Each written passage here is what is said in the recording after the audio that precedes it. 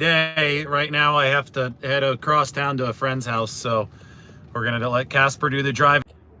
Definitely not a Thursday on which to wait for the end of the game. We can go ahead and start talking now. 49ers have a lot of injuries that they're going to have to overcome against Arizona. By the way, the Cardinals are coming off of a bye week too, so this is a situation where the 49ers are at a disadvantage when it comes to rest, and they're going to have to flex the fact that they obviously have a better roster than the Arizona Cardinals. But we have seen already this season the 49ers look like a very fatigued team when they've come in at a rest disadvantage against an opponent that had a bye week the week prior, and that was the Cincinnati Bengals. That was before the 49ers owned bye week. Now, that Cincinnati team, that was probably one of the 2 times that we saw Cincinnati at full strength this season. Joe Burrow healthy. They got a lot of guys back because they were coming off of that bye week. So that Cincinnati team, in my opinion, was a Super Bowl contender. The Arizona Cardinals at no point this season, even when they've been healthy, even when they're coming off of a bye week right now, are a Super Bowl contender. That being said, this is the NFL. The margins are not as large as you might think that they are. And the 49ers may be missing up to 6 defensive starters in this football game. Talanoa Hufanga, obviously, already out, torn ACL. That's one. Then you go to the defensive tackle position where Javon Hargrave and Eric Armstead, I think, are both trending toward missing this game because neither of those 2 guys practiced today. So both of those players probably out, but we'll get the final update. I know Eric Armstead definitely trending toward out. Hargrave might have a little bit more of a chance. So that's 2 and 3 potential starters out of this game. Then you have the stack linebacker position. Dre Greenlaw missed practice today. Never good to miss a Thursday practice with his hip issue. And Oren Burks is almost certainly going to be out because he has knee tendonitis, and Kyle Shanahan expects that to sideline him for a couple of weeks. That's 4 and 5 potentially out for the 49ers, starters on the defensive side of the ball. And then there is Charvarius Ward, the cornerback, who was stretching with the 49ers, and he worked off on the side yesterday as well. Worked off on the side again today for San Francisco, but he might not play either. And that would be defensive starter number 6 out for the 49ers. Whenever you see a dynamic like this, I think back to the Atlanta game last year where the 49ers were missing a ton of defensive starters, and obviously they had big-time trouble stopping the run, stopping the power run of the Atlanta Falcons. That's a team that likes to do that, a team that likes to emulate the 49ers a little bit, and because of that, the 49ers lost control of the game. They weren't able to imprint their time of possession brand on the game. They weren't able to just headlock game flow the way that they usually do, and they lost 28-14. Can the Cardinals expose the 49ers in a similar way? Well, against the Falcons last year, the 49ers didn't have Nick Bosa. That's the most important player on the defense, and they were missing him. This time, they're going to have Nick Bosa. They have Chase Young on the other edge.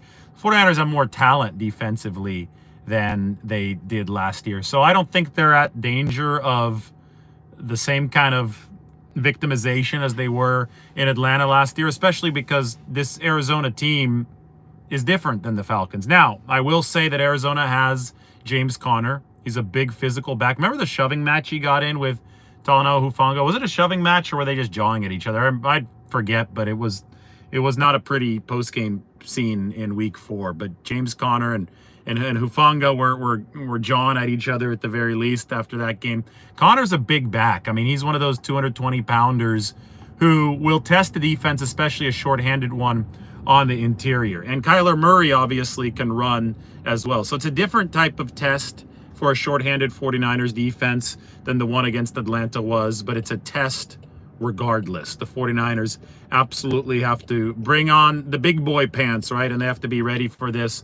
And it's going to be the reserves that have to put on the big boy pants in this game against the Arizona Cardinals. We're on Market Street now. We're making the turn. You can look far down Market as we drive down the streetcar tracks here in San Francisco. Headed up to the marina right now.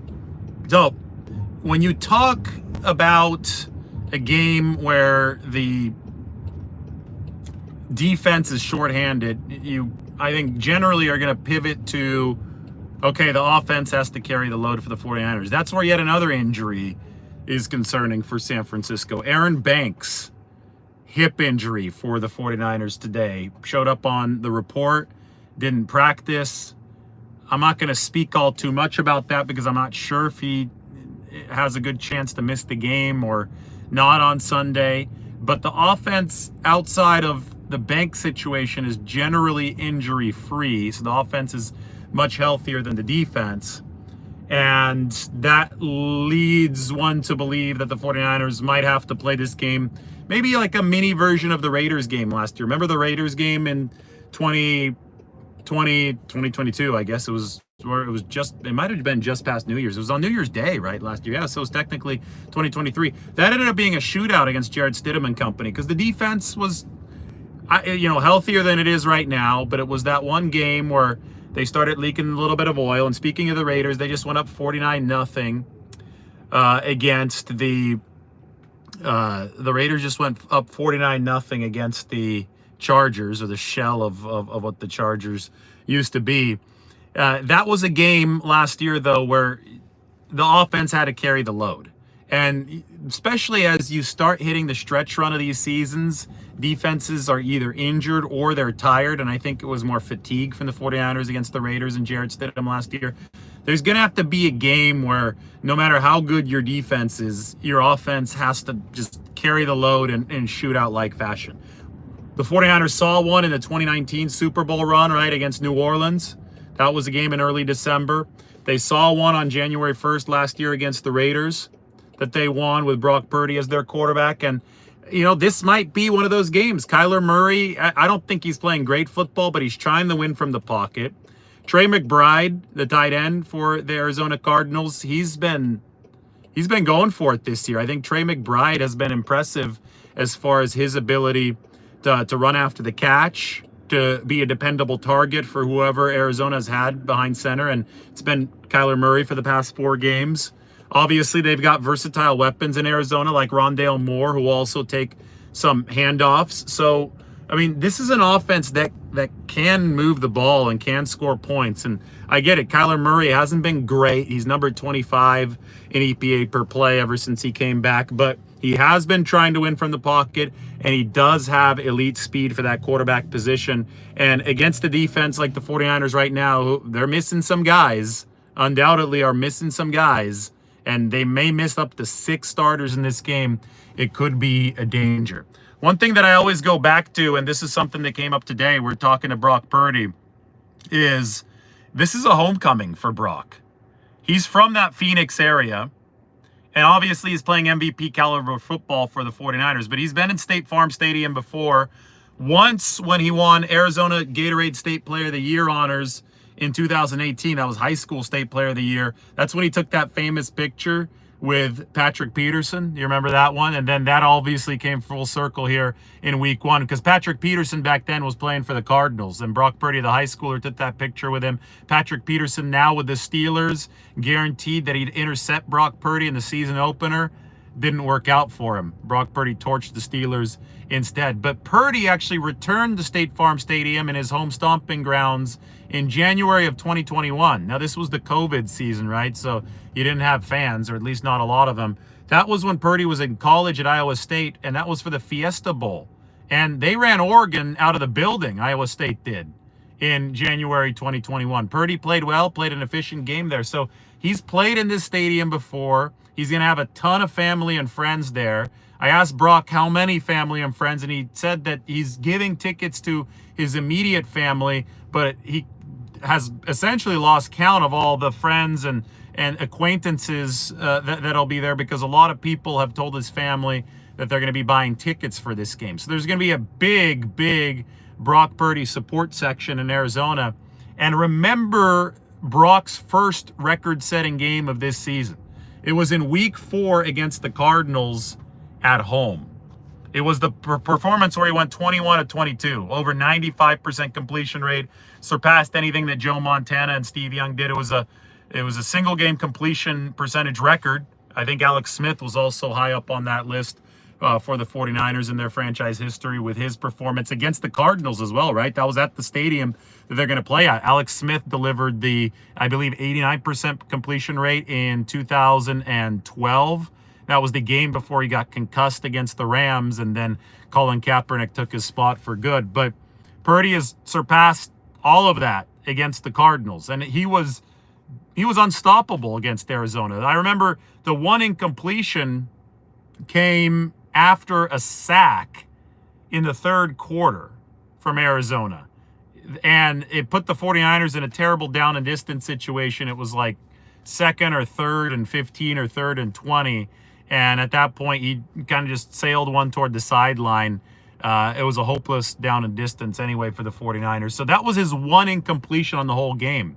So the point is that Arizona's defense, and especially their pass defense, has been bad this year. And the 49ers really believe that they can make hay against this unit. The Cardinals ranked number 31 DVOA against the pass. And Budda Baker is now back. He didn't play in week 4, so they might be a little bit better. I think ever since Kyler Murray has come back, so over the past 4 weeks, I ran the splits. They're number 25. But boy, this should really be an opportunity for the 49ers to continue lighting up the scoreboard, to continue doing stuff that, you look at this football team and what Brock Purdy has done to elevate this offense. They're throwing deep, they're throwing intermediate, they're throwing short. They've got weapons all over the field. Purdy is pulling the strings masterfully. He did so already once against Arizona this year. I don't see why he can't do it again against the Cardinals, even if they have Budda Baker this time. The topic of conversation, and I'm going to get further into this tomorrow because that's when my article on Brock Purdy and the predictions for this game are going to come out. But the topic of conversation with Brock today was about his deep throws. And I mentioned this already before, but it's worth mentioning again. Brock Purdy has the highest completion percentage on record in NFL history among qualifying quarterbacks on deep passes. That's passes that travel at least 20 yards in the air. He's hitting 66% of his deep passes this season. The best single season on record prior to this was Tua Tagovailoa last year at 54.5%. I mean, Purdy has been otherworldly on these throws downfield. And that was what I asked him about today. And Brock said, this is the most comfortable that I have ever felt on the deep ball with the deep passes. It absolutely is, he said. Here's City Hall. I always love showing you City Hall when we drive by it here in San Francisco. Not lit up in 49ers colors yet, but at some point, they're going to light that up in 49ers colors. It's going to be red and gold, probably around the playoffs. And that's always a cool visual, so I'll show you that then. Checking in on our driver. Seems like he's doing fine as we make our way up Franklin Street. So, the deep passes from Brock Purdy have been absolutely sensational. And, it starts with his brain. He obviously is capable of making all the throws he needs to make from a physical perspective. But I think that the main thing is that he knows when to take the calculated deep shots that Kyle Shanahan is going to want you to take. The 49ers don't throw deep overly much. Purdy ranks number 19 in the amount of deep attempts this season. But the 49ers will go deep, and they're going deep at a much more regular basis now because Purdy's so damn accurate with it. The 49ers will go deep to keep defenses honest and to prey on defenses that start creeping up a little too close to the line of scrimmage. We call these calculated deep shots from the 49ers. And they've had 41 of these calculated deep shots already this season. Now, some are a little bit shorter. Some are of the 20 to 25-yard variety. And then some, 13 of them, are of the 30-plus air yard variety. And, maybe I misspoke. Maybe not all 13 are calculated deep shots. Some of them are Brock Purdy improvising, like the great one that he threw to Brandon Ayuk against Seattle as he was scrambling to his left. That was a play that rectified or showed a rectification of a big weakness. But so many of these are calculated deep shots downfield that it's important that you hit them when they come, because those are the ones that are going to keep the defense honest for the run game stuff, for the underneath stuff that you do later. So what we saw on Sunday was Seattle not being really honest, right? They were creeping up on the short passes for the 49ers. A couple of the early attempts for Brock Purdy were batted away and were rather dangerous throws because Seattle was preying on those. So I said, okay, the 49ers are about to go outside the numbers. They're about to go deep.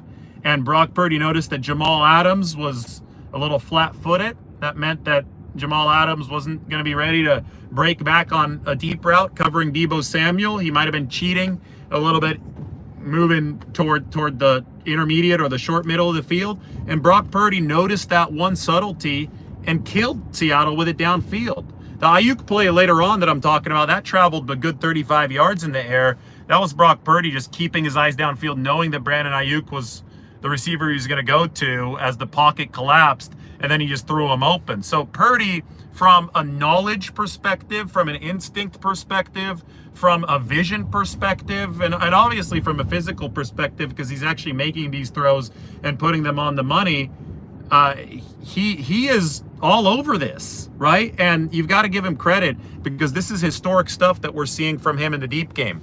It's so funny that people, look at this car right here, driverless car. We're going on yellow now. The technology is improving. As I said yesterday, these Waymo cars, they know the open route, just like Brock Purdy knows the open route. And we've now hit our flow, just like the 49ers offense has hit our flow. I think this light up here is going to get us, though. Yeah, this one's definitely going to get us. I'd be shocked if we ran this light. Oh, no, we're going to run it. We're going to run it. That is amazing. It was technically legal because we were on yellow.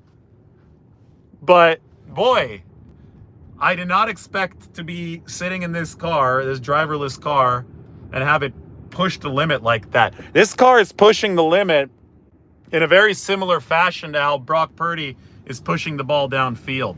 He's not afraid to take these risks. This car sees the yellow light and it says, speed up.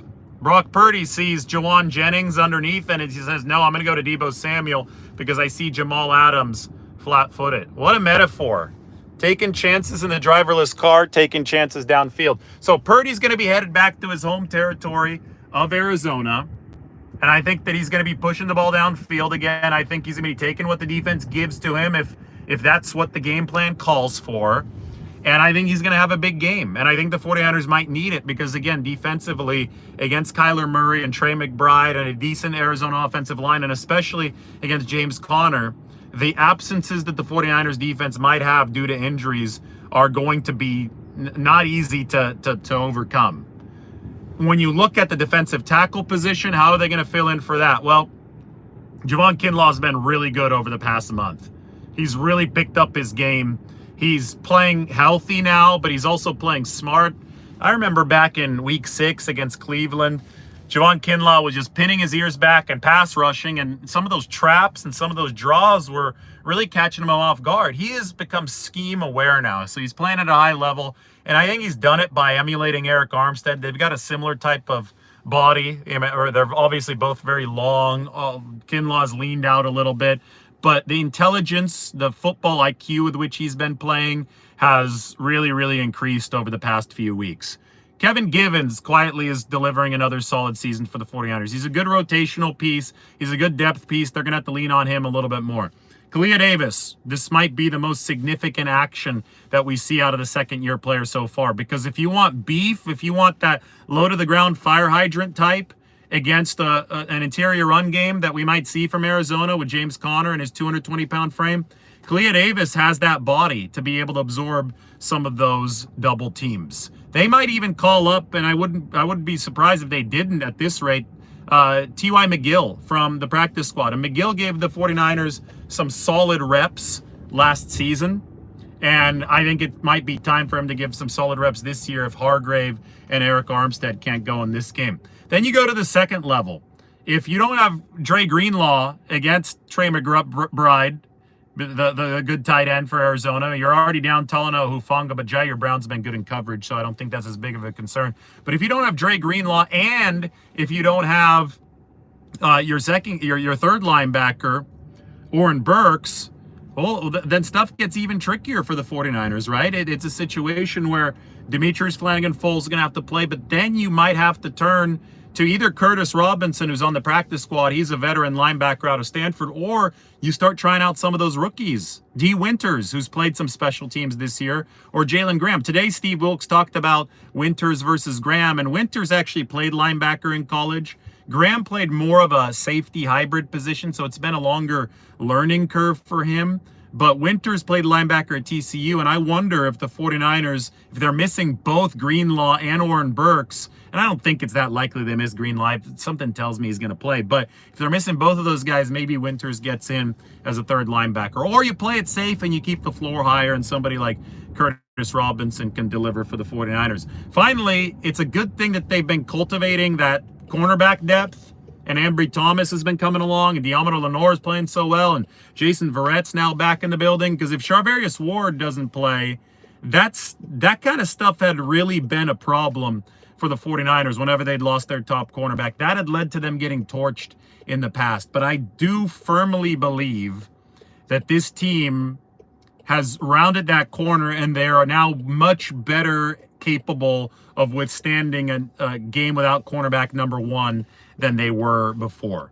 Now, we'll see. And Arizona has some ways of testing this. I don't think they're great on the outside, but Kyler Murray has been trying to work from the pocket, and this is a game where if the 49ers are shorthanded at cornerback, where that might actually pay off for Kyler Murray.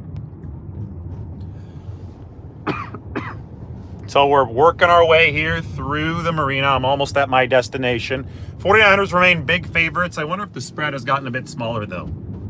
I don't think they're going to win by as much as the Raiders are beating the Cardinals right now. Any questions here as I wrap up?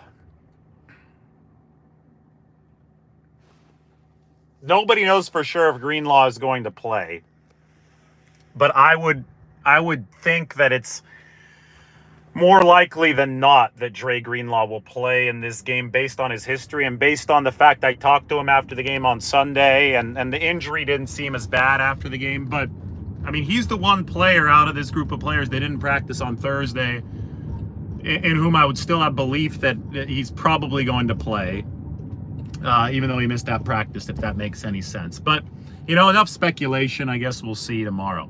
It's a big game for the 49ers. They want to hang on to this number one seed. And Arizona, you know, people are saying the Cardinals aren't good, but I think Arizona is better than that record in that they're 2-2 over the past 4 ever since Kyler Murray returned, and they start at 1-8. And Budda Baker's also returned, and that might be a bigger deal for Arizona against the 49ers because their defense was completely helpless against the 49ers last time. Completely helpless. So maybe Budda Baker, the freewheeling safety back there, maybe he helps out this Arizona Cardinals team. Almost there. Don't forget your belongings. We're almost there. Don't forget my belongings. That's what I'm told. Got my wallet. Got my keys. I have my phone. It's obviously in my hand. All right, I'll answer one question because we're almost there, as you heard. One question, and then I'm out. No, I don't think the Raiders are going to win a championship next year if they keep on playing this way. It's not a question. Somebody just said that. Come on. The Chargers just lost Justin Herbert, and their coach probably will be fired very, very soon. If not now, then by the end of the season. I wouldn't read anything into a blowout win on Thursday night in what was really a meaningless Thursday night game. All right, one question. Come on. Let's do it. We're about to turn left here. I could show you the Golden Gate Bridge. You can't see it. It's there. It's there very, very far away, but in the glare, you can't see it. Look at this guy run a stop sign. But good. Casper doesn't get me into an accident. Human drivers are worse than robot drivers, and that was Exhibit A. One more turn, and we've made it to Jefferson Street in the... Comes some adversity against the